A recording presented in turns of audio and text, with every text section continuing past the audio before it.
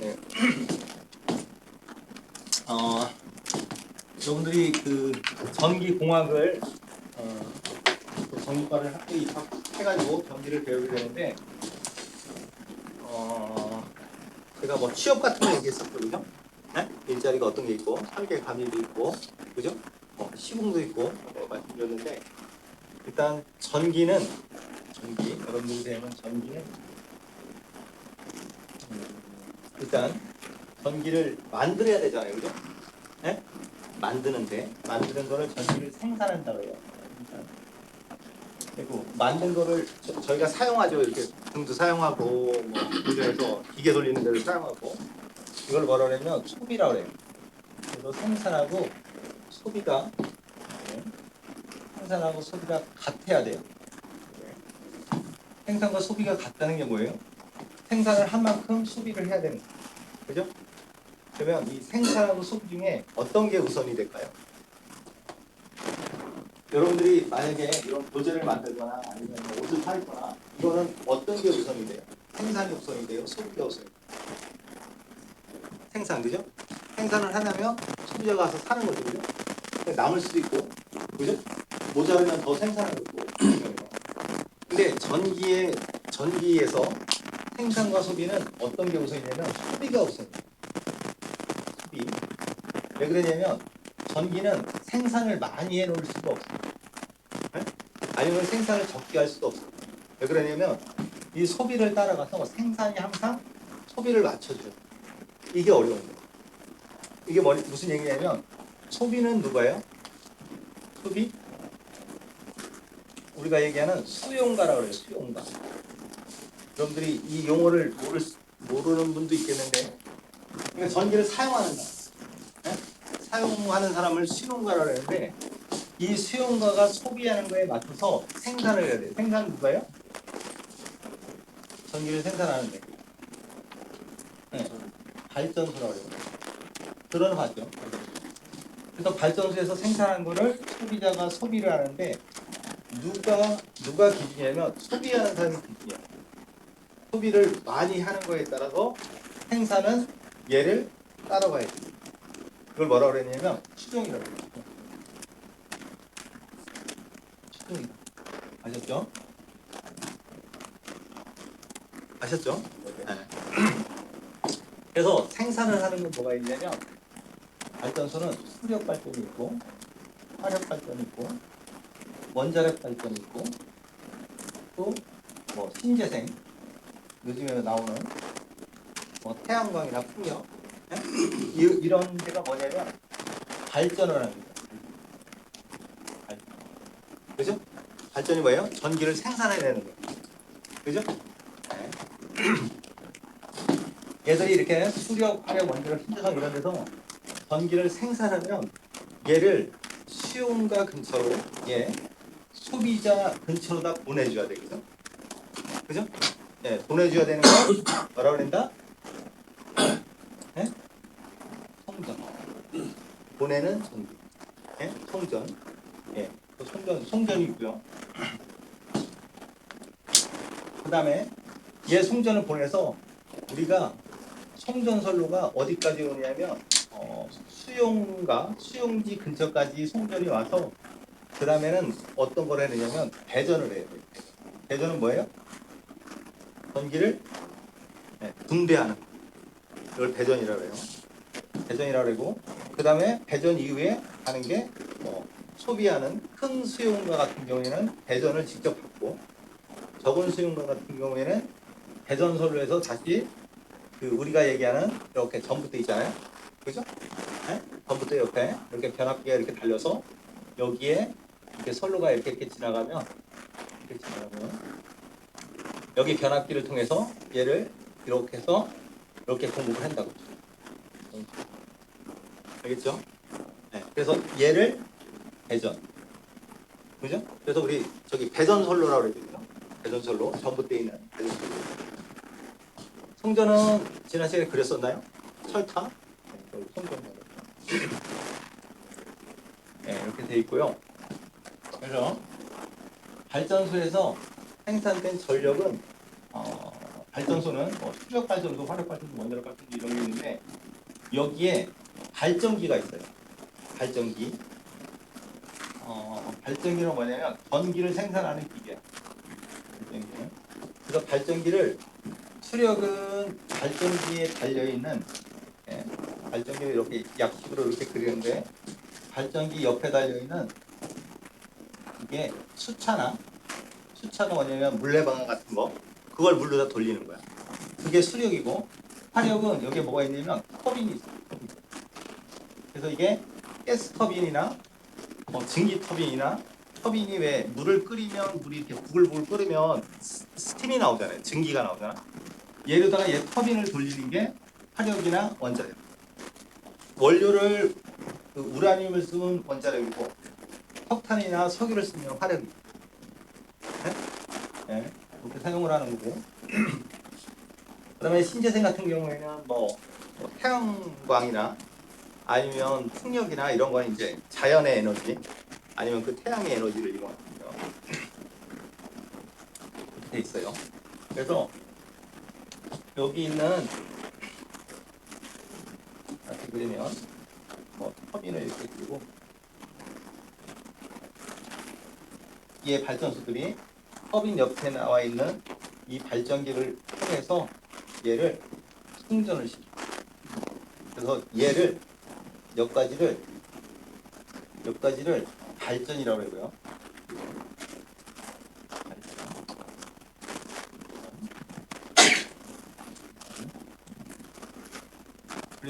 발전소에서 나와서 얘를 충전을 시키는데 발전소에서 생산된 이 발전기의 전압은 우리가 얘기하는 전압, 우리가 가정에서 쓰는 전압이 뭐죠? 몇 볼트죠? 220볼트죠. 조금 공장 같은데 좀 큰 데는 300볼트. 그래서 발전기에서 생산된 이 발전기의 전압이 총 15,000볼트. 그래서 이거 한 3만 볼트. 이거밖에 안 돼. 얘를 송전으로 보내기 위해서는 저 낮은 전압을 높은 전압으로 승합을 시켜야 돼. 전압을. 그래서 승합을 시키는 게 유리에서 승합을 시키는 거예요. 낮은 전압으로 가는 것보다 높은 전압으로 보내는 게 어떤 게 제일 유리하냐면 전력 손실이 작아요. 높은 전압으로 보내죠. 그래서 승합을 시키는데 승합을 하기 위해서 이렇게 변압기를 하나 넣어요. 그래서 이 변압기의 이름이 승합변. 그래서 프렌즈 현장에서는 스텝업 PR이라고 해요. 스텝업. 그러니까 그 단계를 높인 그 변압기다 그래가지고 스텝업 변압기라고 해요. 스텝업 PR. 그래서 얘를 승합을 시키는데 승합을 시키는 전압이 몇 볼트예요? 네? 몇 볼트? 어디까지 승합을 시켜? 제 전화번호 기간에 뭐예요? 또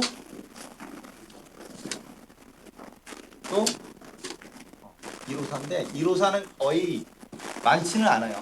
1호사는 용량이 작은 데는 1호사로 이렇게 승합을 시키는데 스텝업자 가지고 저는 수력 같은 것들은 거의 1호사가 많고요. 저 화력이나 원자력은 거의 3, 4호나 765예요. 765는 많지는 않고 제일 많은 게 3, 4호예요. 그래서 우리나라 전력계통을 3, 4호 계통망으로 연결을 시켜놨어요. 네? 전력계통은 거기에 일부 765나 일부 1호사가 있어요. 알겠죠? 거의 계통은 3, 4호로 이루어져 있고 그렇죠.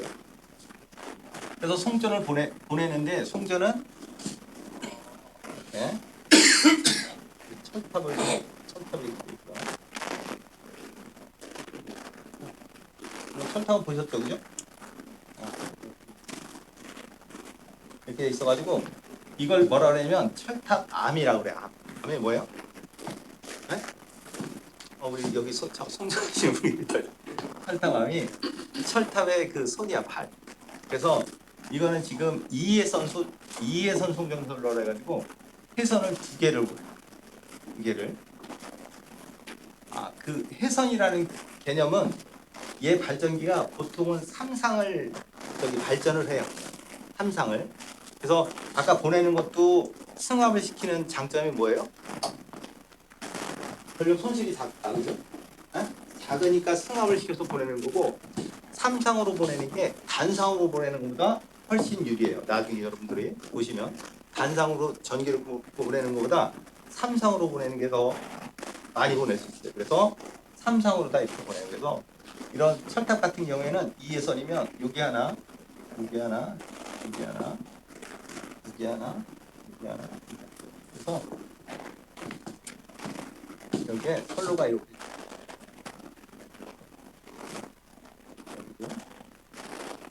이렇게 2회선이 가는 거예요. 그래서 여러분들이 철탑을 놓으면 아 여기 1회선, 그다음에 여기 1회선 이렇게 가는구나.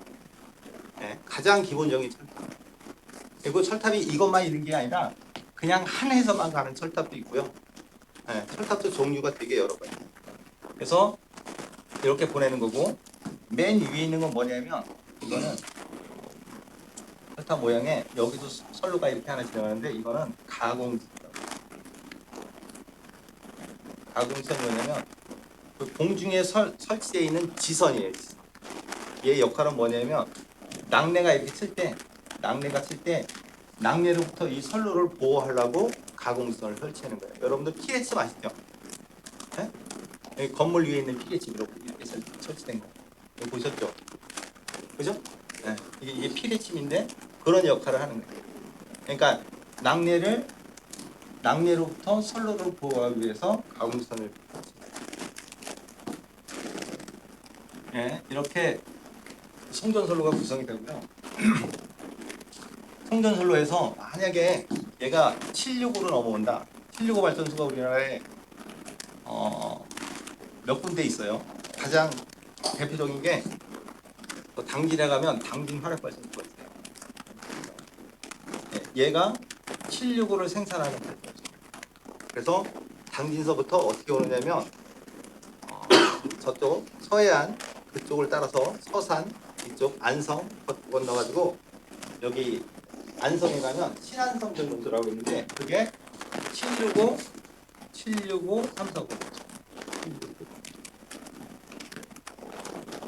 네, 변전소요. 변전소는 SS라고 많이 써요. 서브 스테이션 해가지고 변전소라고 많이 쓰는데 이렇게 승합을 해요. 승합을 해서 와서 이렇게 우리나라가 이렇게 돼 있으면 이렇게 돼 있잖아요. 여기 남한 돼 있으면 발전소가 당진이 여기 있잖아요, 그죠? 서해안에 돼 있죠, 그죠? 그리고 요 옆에 가면 뭐죠? 서산 옆에가 어디야? 서산 더 옆에 가면 태안. 그래서 태안 당진도 화력발전소고 태안도 화력발전소인데 태안 화력발전소 커요. 그리고 이쪽에 가면 원자력발전소 있죠, 그죠? 서해안 어디예요? 네, 고령도 화력발전소, 원자력발전소. 네?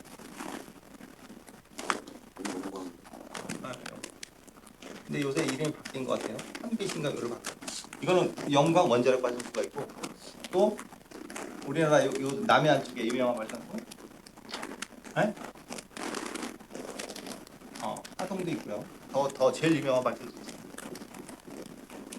뭐예요? 우리 철도 타고 가다가 이렇게 어디 빠진다 그래. 이것도 화력발전소. 그리고 저기 동해안 가면 뭐 물진, 그죠? 원자력발전소 있고. 그리고 이쪽에도 발전소가 많아요. 이런 발전소가 이 해안가에 많이 설치되어 있는데 뭐 내륙에도 있죠. 내륙에도 뭐 발전소가 있고 뭐 큰 충주댐이나 소양댐 뭐 그런 댐에 있는 수력 발전소도 있는데 이런 발전소들이 저기 전력을 공급하는 거, 이 소비지로 공급하는데 소비지 중에 가장 큰 데가 어디 같아요, 우리나라에? 전력 소비하는 데. 어서 전기를 많이 쓸 것 같아요. 천안이 많이 쓸 것 같아요. 대전이 많이 쓸 것 같아요. 서울, 경기. 수도권에서 전기를 가장 많이 사용해요. 그래서 여기서 만드는 이런 원자력 발전소나 이런 화력 발전소나 이런 화력 발전소들이 거의 이쪽으로 올라가요.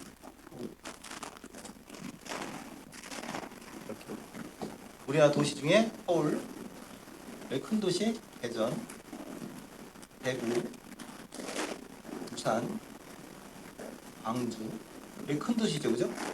인천, 이런 도시. 그래서 전력을 많이 소비한 대로 얘 발전한 걸 보내주는 게 송전이라고. 알겠죠? 그래서 이 송전이 가서 765 철탑은 보통 높이가 높은 거는 100m. 엄청 높죠? 멀리서 보니까 잘 모르겠죠? 이때 가서 보면 까마득해요. 높은 데는 100m까지 있어요.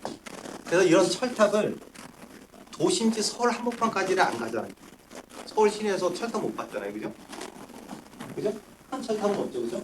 작은 철탑은 있어요. 뭐 한강 건너가라 이런 철탑 같은 거 있는데 큰 철탑은 없어요. 그래서 이런 송전은 어디까지 가냐면 수유지 근방까지 가요. 서울이면 서울 여기 뭐 군포, 뭐 안양 뭐 이런데요.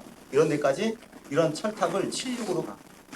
765로 갔다가 서울에서 다시 그 낮은 전압으로 가지고 낮은 전압은 아니죠. 345나 154를 가지고 각 수유지에 서울이 만약에 이렇게 있으면 여기 한강이 뭐 이렇게 있으면 여기 무슨 구 막 이렇게 있잖아요. 그죠? 예? 예? 이런 구까지 345로 가는 경우도 있고요. 154로 가는 경우도 있고요. 요새는 345도 지중으로 들어가서 여러분들이 눈으로 잘 안 보이는데 345로 가서 여기 345 변경.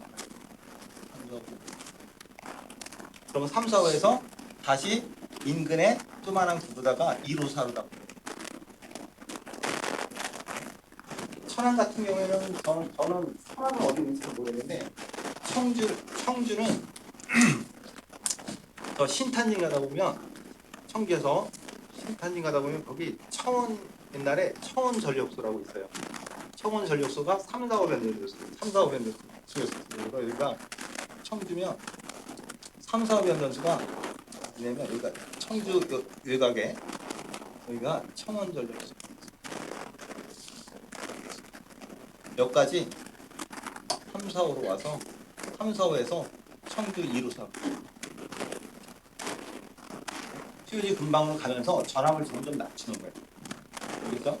네, 그래서 154로 들어왔다가 다시 154가 청주 각각에 여기에 154 변전소가 이렇게 몇 군데가 청주 같은 데는 한 15군데? 천안도 한 그 정도 있습니다. 천안 규모하고 비슷하니까 거기가 154 변전소. 이거는 345를 아니 345가 아니고 154 변전소인데 154를 그 다음에 뭘로 나누냐면 22,900으로 다시 낮춰 22.9kg. 그래서 여기까지를 154까지를 송전이라고 부르고 765, 345, 154를 송전이라고 부르고 여기서 다시 낮춘 22,900으로 낮춘 이거를 대전이라고 합니다.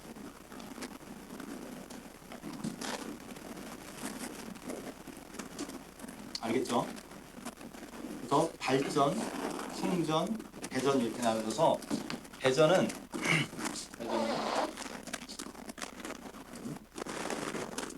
가장 일반적으로 공급하는 게 아까처럼 이런 전주, 그죠? 전주가 있고요. 또는 지중으로 보내는 것도 많아요. 그래서 지중으로 보내는 거는 이거는 지중화 지역이라고 해가지고 이거는 신도시나 또는 도심 한복판 번화가 이런 데는 전주가 없어요. 전주가 없지. 여기에는 이 지상에 우리가 도로에 보면 이렇게 뭐 중앙선이 이렇게 있고 이게 차도고 여기 옆에 인도가 있잖아요. 그죠? 네? 인도 옆에 보면 이렇게 서 있는 게 있어요. 그랬어요? 네? 인도 옆에. 네. 이게 변압기나 개폐기가 이걸 지상 변압기나 지상 개폐기라고.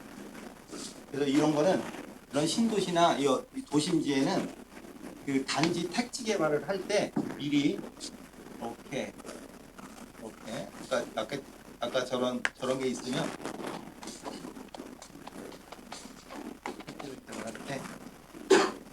이게 있으면 여기에 지상전압기를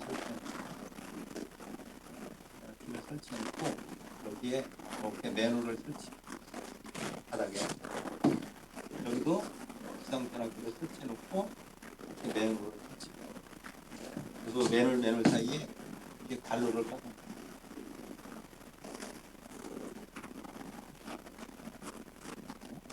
여기에 선이로 알겠죠?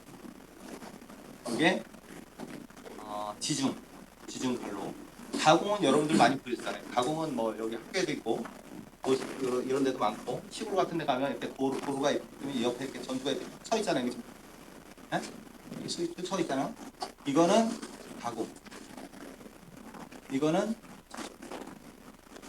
이렇게 설치해서 보심지 같은 경우에는 이 변압기에서 이거는 어떤 전압으로 낮추냐면 이게 몇 볼트라고 그랬죠? 22,900V. 이거를 380이나 220V로 다시 강압을 시켜요. 그래서 380V 수용가에는 380V를 직접 보내고요. 220 수용가에는 220V를 공급해요. 그리고 이 수용가라는 게 우리가 우리 여기 백석대학교 같은 경우에는 어떤 걸로 수정받을 것 같아요? 380V나 220? 네? 예. 그래서 큰 수용가, 여러분들이 만약에 아파트 사시면 아파트에는 거의 22,000V. 아파트에는. 그리고 더 큰 수용가 같은 경우에는 1호사를 받는 수용가도 많아요. 제가 보기에는 뭐 저쪽 삼성, 아산 공장 같은 데는 1호사 수준을 받을 것 같아요. 그리고 대다수의 큰 그 공장은 1호사를 직접 받아서 자기 공장 내에 1호사 변전소가 있어요. 1호사에서 22,900으로 낮추는 것도 있고 공장에 큰 모터 같은 게 있다. 근데 모터는 보통 3,300V 모터도 있고요. 6,600V 모터도 있어요. 이런 대용량 모터는 자기들이 공장에서 알아서 1호사를 3, 4으로 나누든지 66으로 낮춰서 거기서 직접 공급하는 거예요. 아니면 뭐 외국 기계다 그러면 400V로 나누는 경우도 있고요. 그래서 그 전압은 공장이 알아서 이렇게 전압을 강압시켜서 쓰는 거고요. 그래서 그래도 여기까지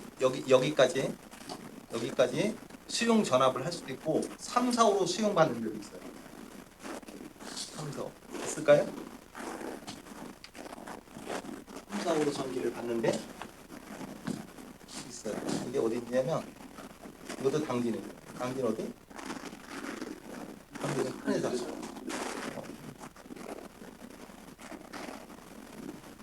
이게 예전에 뭐였었죠? 한보철강이었을 때 한보가 붙어나면서 현대가 인수했다는 거죠. 그래서 여기는 수용가가 무슨 수용가? 3, 4호 수용가. 우리나라의 유일이에요. 지금은 3, 4호로 받는 데가 없어요. 그래서 이 현대제철 가면 안에 1호사 변전소가 4군데나 있어요. 제가 여기서 감리를 좀 했었는데 변전소가 4군데나 있고 또 워낙 부지가 크니까 차 타고 다녀요. 항상. 절로 가야 돼요. 그러니까 수용가에서 소비하는 전압은 3, 4호도 있고 그죠? 1호사도 있고 우리 아파트나 학교같이 22,900도 있고 또 적은다는 작은 소규모 공장 같은 경우에는 380을 받는 데도 있고 220을 받는 데도 있어요. 그리고 여기 220 전에 있는 전압은 다 3상으로 공급해요. 우리 그 전주에 보면 아까 몇 가닥에 지나갔죠 이게? 이거 한 가닥, 두 가닥, 세 가닥 이렇게 그랬죠, 그죠? 네. 이게 3상이에요. 3상으로 공급을 한다. 아까 여기 3상으로 공급하는 게 유리하다고 그랬잖아요, 그죠? 이렇게 3상. 그래서 보통 뭐라 그러면 3상 4선식이라고 그래가지고 3, 이렇게 이게 상이에요. 하이라고 쓰네. 3상 4선식으로 공부를 알겠죠? 그리고 저 3상 4선식은 대전솔로가 3상 4선식이라고 하는 거고 이 앞에 송전은 3상 4선식이 아니에요. 이거는 그냥 3상 송전. 송전에 이 세 가닥밖에 안 갔잖아요. 네? 대전은 어디에 한 가닥 가냐면 이렇게 세 가닥 가고 요 가운데로 요 밑으로 변압기 밑으로 이렇게 하나가 더 지나가요. 그래서 이걸 중성상이라고 해요. 그래서 3상 4선. 상은 3상인데 보내는 건 4가닥으로 3상 4선. 그리고 3상 4선식은 어떻게 생기냐면 이렇게 하나, 둘, 세 개 이렇게 생겼어요. 그래서 이게 세 상에 하나 꼽는 380V. 그리고 얘는 이렇게 차단기를 이렇게 차단기가 뭔지 아세요?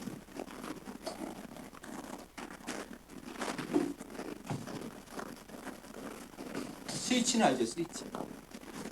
네? 스위치가 뭐예요? 이렇게 끄면 꺼져. 스위치죠, 그죠? 네? 껐다 이러죠? 그리고 여기 교실이나 여기 층, 지금 4층에 전기를 공급하려면 4층 어딘가에 가보면 분전반이라고 합니다. 분전반이 여러분들 두꺼비 집은 알죠? 두꺼비 집 알죠? 집에 있는. 네? 두꺼비 집이네. 아시죠? 봤죠? 네. 두꺼비 집. 두꺼비 집 이렇게 생기면 두꺼비 집에 이렇게 차단기가 이렇게 있어요. 얘가 차단기. 얘는 메인으로 들어오는 거는 뭐예요? 에? 뭐예요? 에? 얘는 보통 뭐 ELB, NFB 이런 얘기를 쓰는데 처음 하시는 분들은 그냥 들으세요. 몇 번 들으면 나중에는 이제 익숙해지니까 용어에 대해서 막 이렇게 어렵게 생각하지 마시고 일반적으로는 얘를 ELB가 누전 차단기인데 누전 차단기를 쓰는 경우가 많은데 요즘엔 그렇게 안 써요. 요즘에는 부하 측에 있는 이런 차단기를 누전 차단기를 쓰고 메인을 그냥 일반 과전류 차단기를 써요. 왜 그러냐면 누전이 생기면 얘의 부하들이 얘가 떨어지거든요. 메인이 떨어지니까 요즘에는 얘를 뒤에 있는 걸 누전 차단기로 써요. 얘를 과전류 차단기. 그래서 차단기가 뭐냐면 얘가 떨어지면 나머지 저기가 다 죽는 거예요. 그래서 여기 4층에 제가 확인 안 했는데 어디 가면 분전반이 있다고 했잖아요. 그죠? 분전반이 이거랑 똑같아요. 분전반이 이렇게 돼 있으면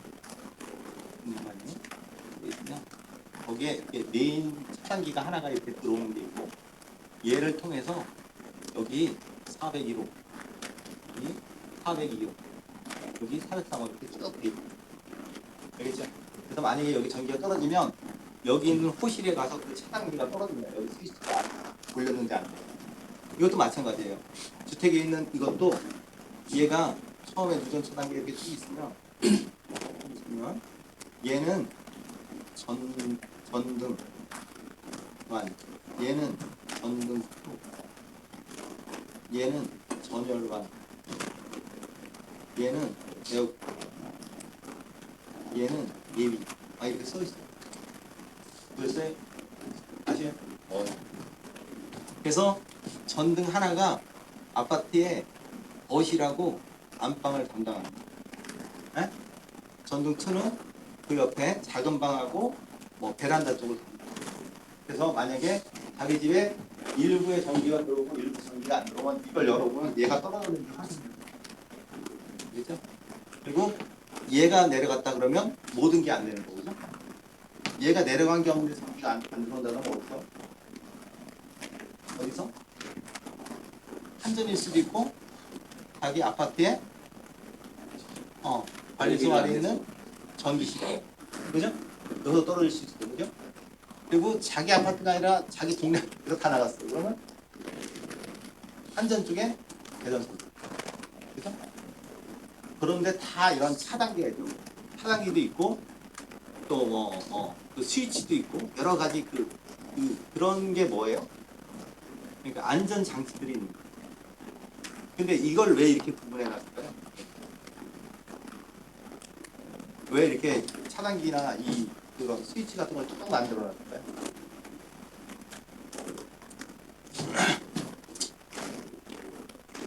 예. 그러니까 얘가 고장났을 때 얘가 떨어지면 나머지까지 다 못 쓰게 되잖아요. 그죠?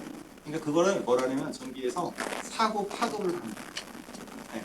가장 후단에 있는 거부터 차단을 시켜서 그 전에 있는 거를, 그러니까 전에서 차단이 되면 정전 범위가 넓어지잖아요. 그죠? 그 범위를 줄이기 위해서 네. 이렇게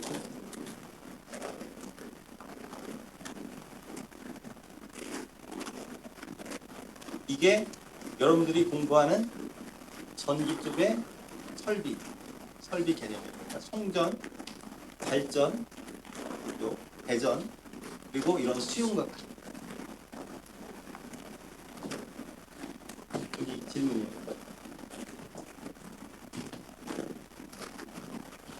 없어요? 우리 과대표님 질문을 많이. 아니 이쪽 내용은 아는 내용이라서 제가 질문을 드리고 그렇고 그냥 회사 다니면서 남자들 대부분 저 정도 기본은 다 알거든요. 이쪽은 발전소부터 해서 제가 처음 듣는 단어는 저 765, 345 이런 거 전화. 네, 그런 거 잘 모르니까 저는 그렇습니다. 우리 선생님 많이 하신다는. 제가 하는 내용이라. 아 그래? 그냥 지금 너무 비긴데. 네, 이게 우리나라 전력 계통이고, 여기에 전력공학이 이걸 다루는 거예요. 전력공학은 발전공학, 청배전공학 기본으로 돼 있고, 거기 전력계통공학이라고 있는데, 그거는 이거를 운영하는 거야. 운영. 이 전력계통을 어떻게 운영하는 거에 대해서 공부하는 게 전력계통이고요. 거기서 전력 조류가 어떻게 흘러가는지. 아까 우리나라 여기에 이런 망이 있잖아요. 765 계통이 있고 345 계통이 있고, 이런 여기에 흘러가는 전력 조류를 공부하는 학문이 전력 계통입니다. 그리고 제가 여기서 강의에는 전기 자기학이나 아니면 아까 학과장님이랑 저기 수업 회로 이론 하셨거든요. 그거는 전기 이론 쪽에 들어요. 전기 이론. 전기 이론은 가장 기본이 자기학. 그 다음에 회로 이론. 회로 이론이고, 이런 실무적인 거, 그러니까 이론이 아니라 그걸 뭐라고 해? 전기 실무가 아니고 응용? 응용 쪽에 하는 게 전력공학. 전력공학에는 발전, 송전, 변전 이런 얘기가 들어있고, 얘는 이 두 개 중에서. 그리고 또 하나는 전기 응용을 하는 그 기계를 뭐라고 그래요? 기계.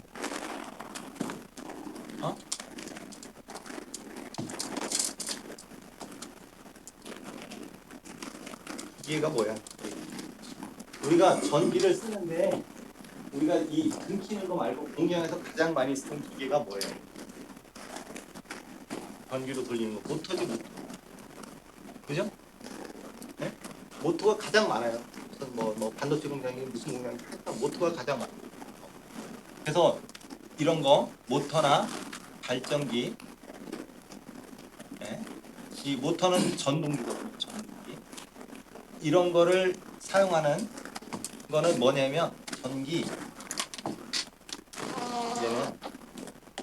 전기 기계. 맞나? 그러니까 전기 자기야, 전기 회로이론, 전력공학, 전기 기계를 전기 기기라고. 4개 이렇게 있고요. 또 하나가 뭐 있을 것 같아요? 하나가 더 있죠. 네? 뭐가 있어요? 아, 5개.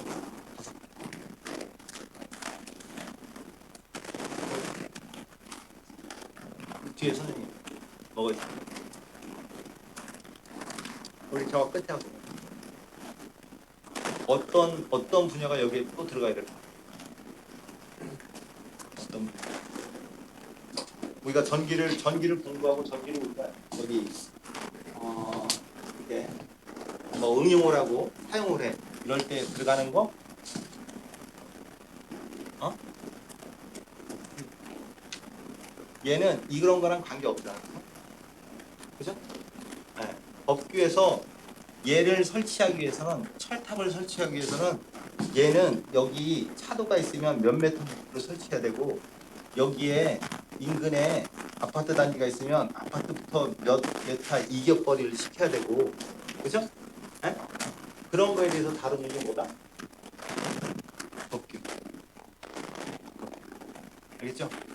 네. 그래서 법규에서는 요새는 전기 설비 규정이라는 게 있어요. 전기 설비 KC라고 있는데 네. 예전에 전기 설비 뭐 기술 기준 뭐 판단 기준 이런 게 있었는데 지금은 다 이걸 바꿨어요. KC 전기 설비 규정으로 해가지고 내가 저기 배선 선로를 설치하는데 도로 위에 설치하면 높이가 있잖아요. 그런 기준이 다 여기에 적용돼요. 법에서. 그래서 여러분들이 공부하는 게 이거 5가지.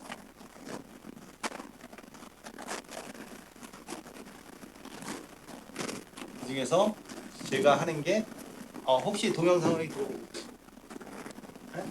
지난 학기에 뛸 건데 제가 지난 학기부터 여기 백석기 가서 강의를 했는데 좀 이렇게 얼떨떨하게 막 뛴 거라 좀 보기 힘들더라도 들어보시고요. 그리고 수업할 때 제가 전기 자기학 수업을 하는데 자기학 수업할 때도 거기서 궁금한 거 물어보셔도 돼요.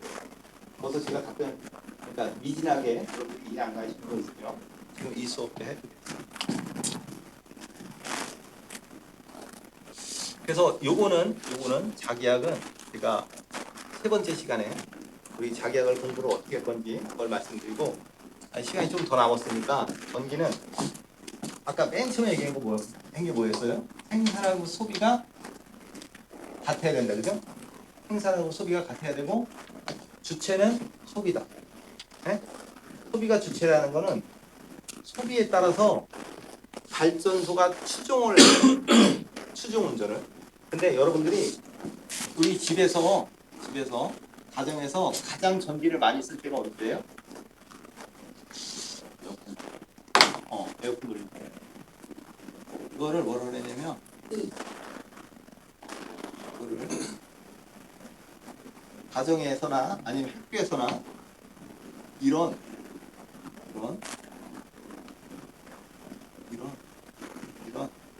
부하곡선이에요. 부하곡선. 이게 뭐냐면 하루 24시간을 부하가 어떻게 움직이는지 그래프로 나타내요. 그래서 여기가 12시면 저기 그래서 이거를 하루의 부하곡선이다 그래서 1부하곡선이라고 해요. 여기는 부하. 여기는 그래서 이 패턴이 뭐예요? 우리 나라일 수도 있고 가정일 수도 있고 회사일 수도 있고 이런 학교일 수도 있고 학교에 밤에 수요가 많을까요? 낮에 많을까요? 낮에 많겠죠? 또 저기 주중에 많을까요? 주말에 많을까요? 주중에 많겠죠. 주중에 수업을 훨씬 많이 하니까 그죠? 그때 이렇게 불도 켜고 하니까 그 부하 패턴을 봤더니 이런 부하 곡선을 네? 이런 부하 곡선 그러면 이 높은 거랑 낮은 거랑 거의 여기가 50이면 여기는 100이라고 그러죠? 네? 뭐가 낮을 때는 50까지 떨어졌다가 가정 같은 경우에는 이거보다 더 떨어질 수도 있고 네? 이런 부하 곡선 패턴을 그린다고. 그러면 이 부하 곡선 패턴을 소비하는 사람이 나 전기 킬게 하고서 안 킨다는 거죠. 내가 에어컨 킬게 누구한테 얘기 안 하면 자기가 키잖아요. 그거를 발전소는 이 부하 패턴을 따라서 자기의 전기를 생산을 여기에 맞춰줘요. 어렵죠, 그죠? 여러분들 그냥 생각 우리가 생각도 안 해고 그냥 전기를 막 이렇게 켜고 공장에서 모터를 돌리는데 그거를 하기 위해서 여기 발전소에 있는 사람들은 그 부하 추종을 운전하기 위해서 항상 스탠바이에서 얘 발전기의 출력을 늘릴 건지 줄일 건지 항상 생각을 해요. 우리나라의 모든 발전소. 네. 그래서 실제 발전소 가보면 야 진짜 전기를 만들려고 이 사람들이 노력을 하는구나 이게 보여요. 엄청난 노력을 해요. 밤에도. 그리고 발전소는 그러니까 밤이고 낮이고 없잖아요. 네? 밤에도 전기를 많이 쓰니까. 일단 그리고요. 그래서 이런 부하곡선을 따라서 발전소에서 발전을 늘려주는데 이 발전소 늘리는 거를 좀 얘기하면 이거를 기저 부하라고 그러고 여기를 중간 부하라고 그러고 여기를 첨두 부하라고 그래요. 첨두 부하. 나중에 다른 과목에서 나올 수도 있는데 그래서 발전소에서 발전하는 사람은 이 1부하 곡선이 이렇게 되는 게 자기들은 되게 운전하기가 힘든 거예요. 출력을 늘렸다 줄였다. 그래서 얘를 부하를 평준화시키는 게 더 좋아요. 1부하 곡선이 이렇게 되는 게 제일 편해요. 그죠? 네. 그러면 자기 출력이 발전기 몇 대를 돌려야 되겠다가 나오잖아요. 그죠? 근데 이렇게 들쭉날쭉해. 이거를 이렇게 그려서 그렇지 원래는 이런 식으로 막 움직여요. 그죠? 네, 이런 식으로 막 움직이는 게 부하를 평준화시키기 위해서 가장 많이 하는 게 첨두 부하를 이렇게 옮기는 거예요. 비저버. 그러니까 이렇게 돼 있으면 이렇게 나눠서 여기 나온 걸 여기로 옮기고 여기 나온 걸 여기로 옮기고 그걸 뭐라 그런다?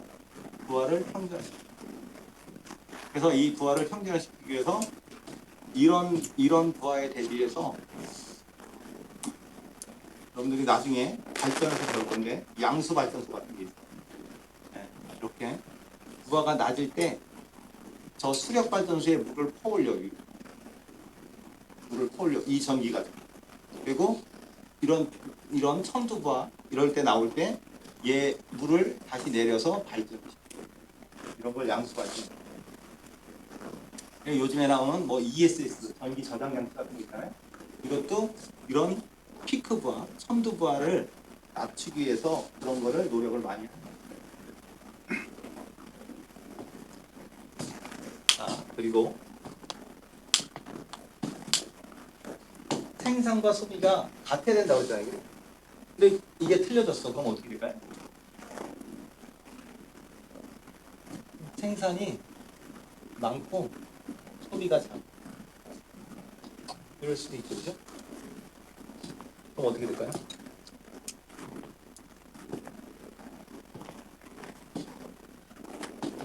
이렇게 저 부하에 맞춰서 발전소가 운영을 막 하는데 저 부하 곡선에 맞춰서 발전소를 막 운전을 하잖아요. 근데 원자력 발전소 저기 영광에 있는 원자력 발전소가 여러 개가 있어요. 여기 1호기, 2호기, 3호기 이렇게 쭉 있는데 1호기가 갑자기 고장이 딱 나버려요. 어떤 원인에 의해서 고장이 딱 나면 어떻게 돼? 생산이 소비가 있으면 발전소에 있는 영광 원자력 발전소의 한기가 딱 그 계통에서 탈락된다고 그랬는데 딱 고장이 나면 생산이 줄고 소비는 똑같겠죠, 그죠? 생산이 확 줄잖아. 그럼 어떤 영향이 있을까요?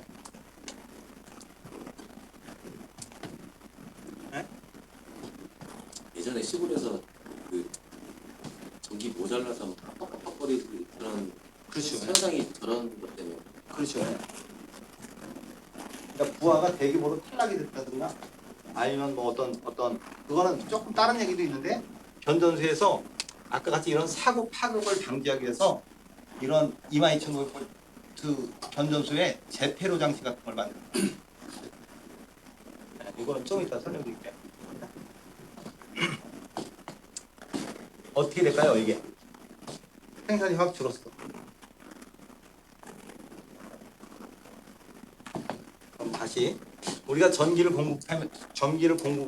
공부하면서 가장 기본적인 이론 중에 하나가 전압이야, 전압. 아니 그러니까 어떤 용어 중에 전압은 뭔지 알죠? 네? 220V, 380V 아까 얘기한 이걸 전압이라고 그러고 여기에 흐르는 걸 뭐라 그러지? 전류야. 네. 그래서 전압 곱하기 전류를 뭐라 그래? 전력. 네. 전력 P는 전압 곱하기 전류. 이렇게 쓰잖아요, 그죠? 너무 많이 갔나? 네? 우리가 전력은 뭐라 그래? 몇 와트라고 그러죠, 그죠? 네? 와트는 들어봤어요? 와트. 우리 이거 백열등이 몇 와트 이렇게 부르잖아요, 그죠? 네? 형광등이 몇 와트 이렇게 부르잖아요. 이게 40와트인지 80와트인지 100와트인지 이렇게 하잖아요. 그 모터 같은 거는 이게 몇 킬로와트짜리인지 그죠? 그 와트가 전력이에요, 전력. 네, 전력은 어떻게 구해내냐면 전압 곱하기 전류. 전압 곱하기 전류면 전력이 돼서 단위가 이 와트가 됩니다. 전압은 단위가 뭐예요, 뭐? 볼트. 전류 단위는 몇 암페어. 그래서 V 곱하기 A 전류하면 와트가 된다. 이게 전력이 된다. 이런 거고요. 이게 전압 전류가 있고 또 하나 우리 전기에서 사용 많이 하는 게 어떤 용어냐면 주파수라고 들어봤어요? 주파수. 주파수는 뭘로 써요? 영어. 단위는 헤르츠고 주파수를 뭘로 써요?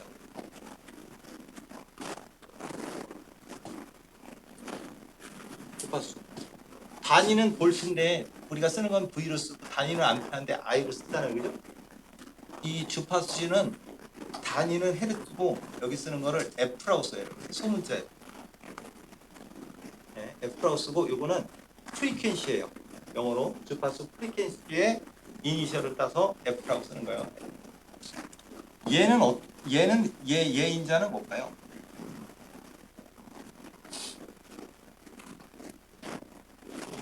우리가 전류는 여기 부하 측에서 내가 여기에 에어컨을 설치했어. 에어컨을 설치했으면 얘가 보내주는 전류가 있잖아요, 그죠? 네? 에어컨을 가동시키면 거기 전선에 뭐가 흘러요? 전류가 흘러요, 그죠? 그리고 에어컨에 가해지는 전압이 있을 거고, 그죠? 네? 근데 얘는 뭘까요?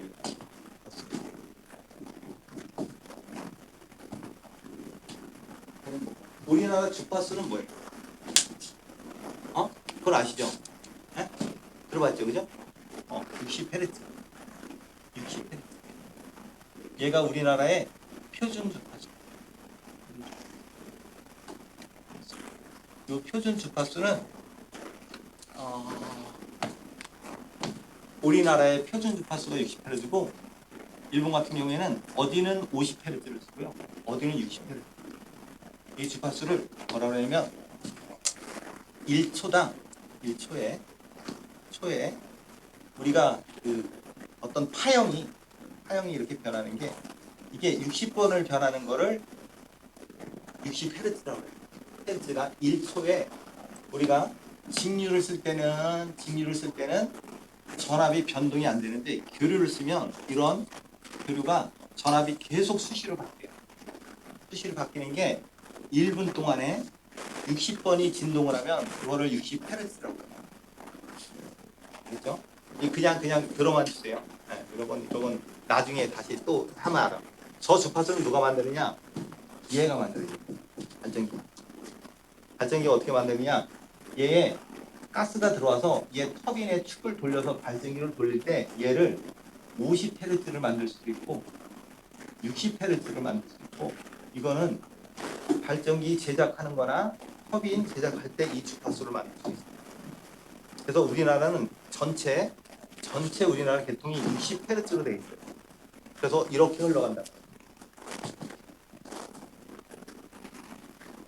근데 이거를 왜 얘기했냐면 주파수는 어디에 영향을 받느냐면 생산하고 소비가 틀려질 때 주파수가 네? 되게 큰 개념이에요. 이 개념을 잘 적어두셔야 돼. 생산이 많아지면 주파수가 올라. 소비가 작고. 네? 이게 생산이 작고 소비가 커지면 주파수는 떨어져. 그래서 우리나라 이 계통, 이 전력 계통 전체를 뭐로다가 생산과 소비를 맞추느냐고 맞추느냐 하는 그 표준 지표가 주파수예요. 주파수. 그래서 발전소에서는 이 주파수에 맞게 이 주파수 60Hz에 맞게 어떻게 변하냐면 60.1Hz, 60.2Hz만 이렇게 가. 근데 소비가 더 많아진다. 그럼 얘가 떨어져요. 59.9Hz, 58.8Hz 막 이렇게 떨어져요. 그래서 이거를 보고 얘는 못 따라가잖아. 소비를 늘릴 수 있어요? 못 늘려요, 그죠? 소비를 줄일 수 있어 못해. 그러면 얘가 발전소 생산하는 이쪽에서 얘를 출력을 늘릴 건지 줄일 건지 결정을 해줘요. 얘에 맞춰서. 얘를 하는 우리나라 기관, 회사, 어디?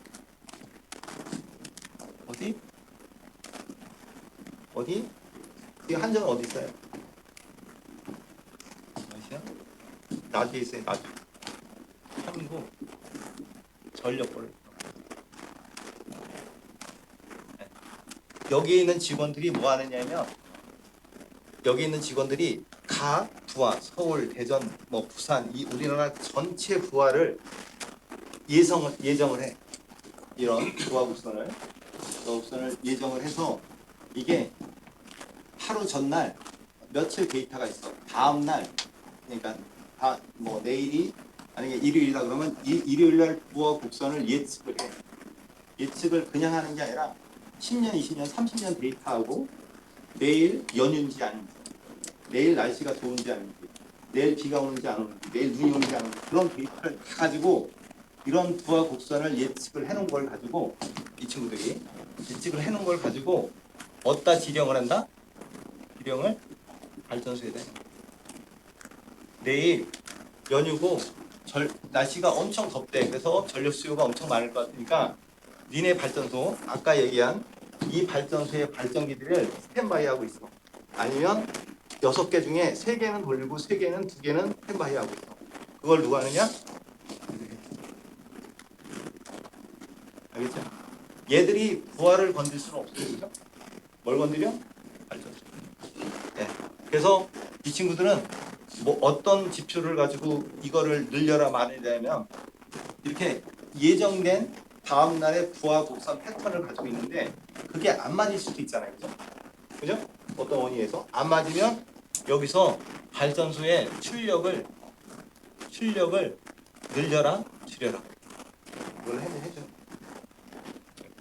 어떤 지표를 보고? 열분. 알겠죠? 주파수를 보고. 그러니까 주파수는 뭐에 관계된다? 생산과 소비에 관련된다. 알겠죠? 질문.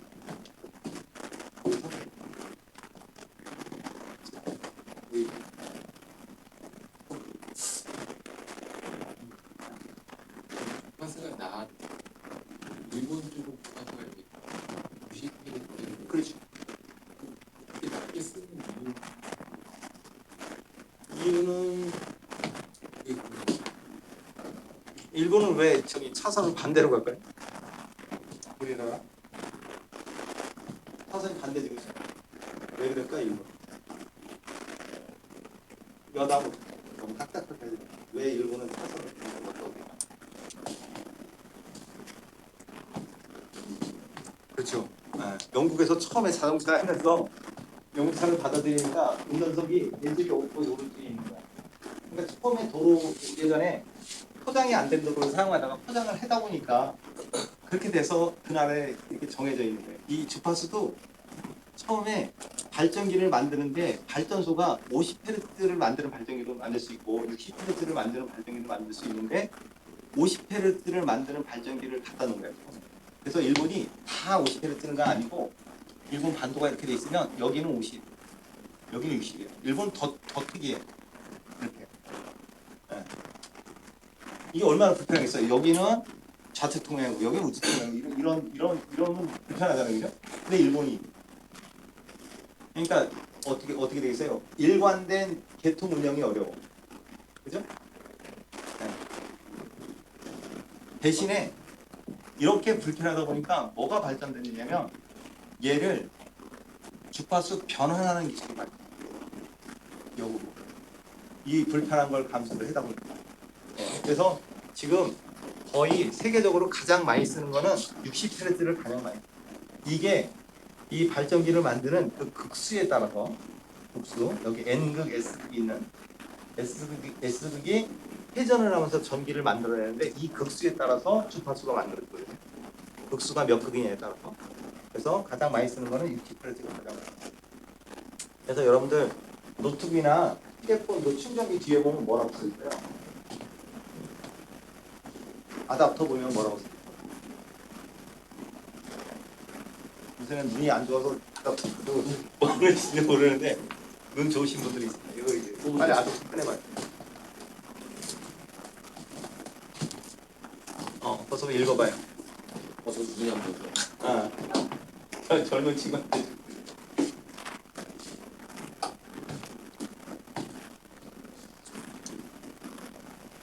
전압.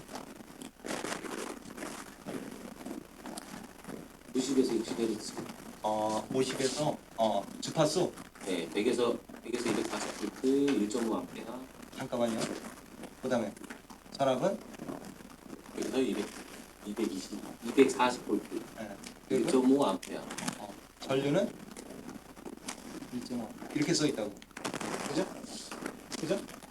여러분들 무슨 기계를 사든지 이건 다 있어. 전기 기계라면 주파수는 이렇게 이동식으로다가 충전할 수 있는 거는 거의 50Hz나 60Hz를 다 써도 된다는 거예요. 알겠죠?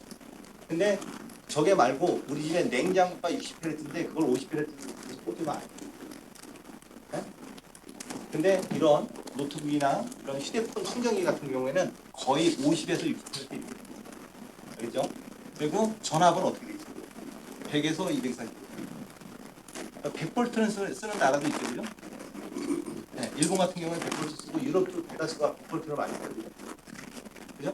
그리고 우리가 가정집에서 아까 220V 쓰라고 했는데 이 전압은 엄청 많이 틀려요.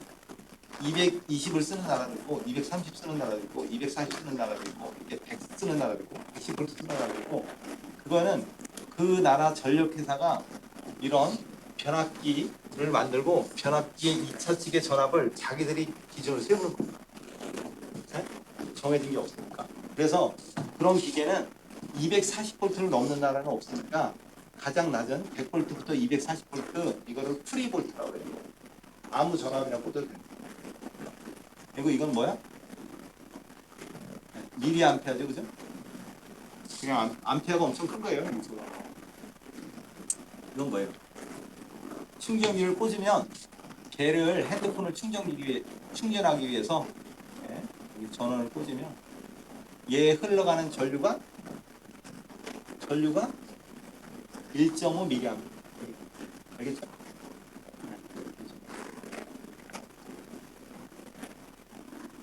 그게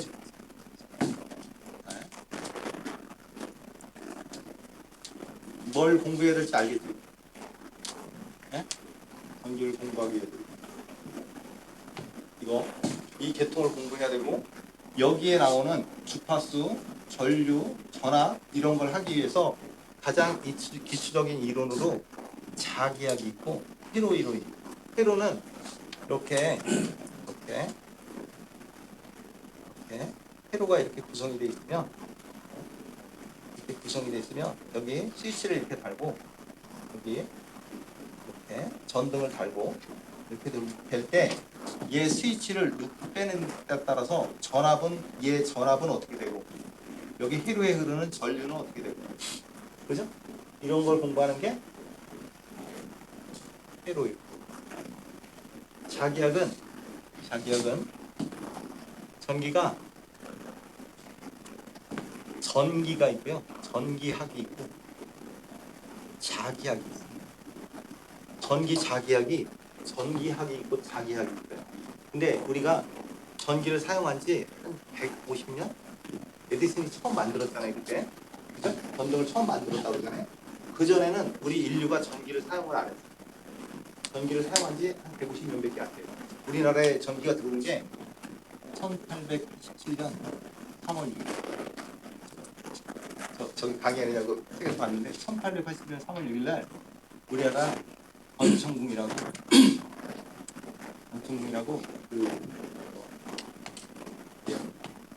그 경복궁 내에 여기서 처음으로 뭐를 했냐면 점등식을 불을 켰단 말이에요. 불을 어디 회사가 와서 켰는지 아세요? 발전기를 처음 설치한 회사가 에디슨 전력. 우리가 얘기하는 에디슨이죠. 이 사람이 미국의 전력회사를 만들었어요. 전력회사를 만들어서 여기 있는 전기 기사가 우리나라로 와서 발전기 설치하고 가로등 설치해서 불을 켜요. 이게 불 킨 날이 1880년. 몇 년 됐어요?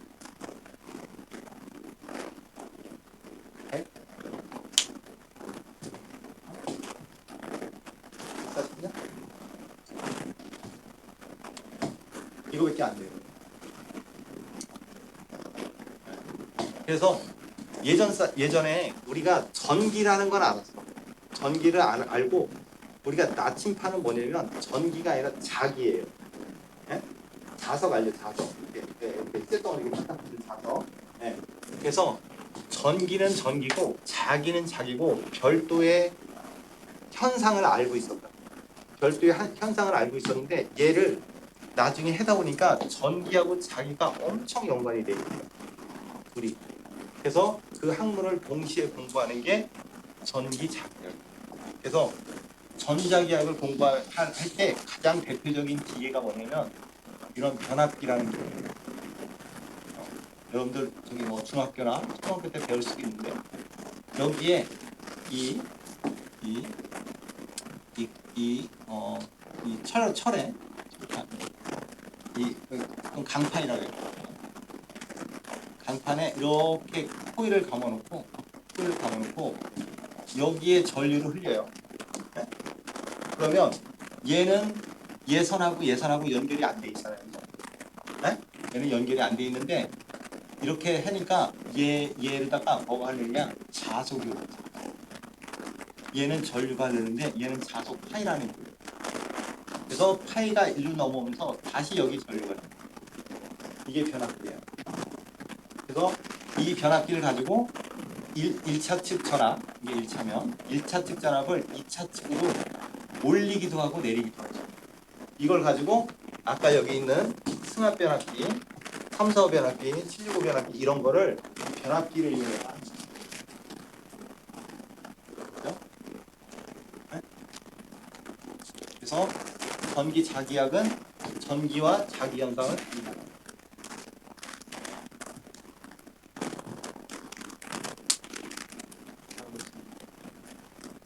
우리 저 맨 뒤에요. 네? 여기 설계한다고 했었네? 예? 설계 쪽에 있습니다.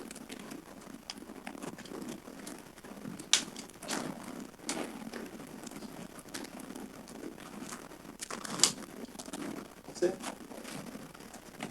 잠깐 없어요? 아? 뭘 해야 되는지 알겠죠? 근데 이게 하나 보여도 많지는 않아요.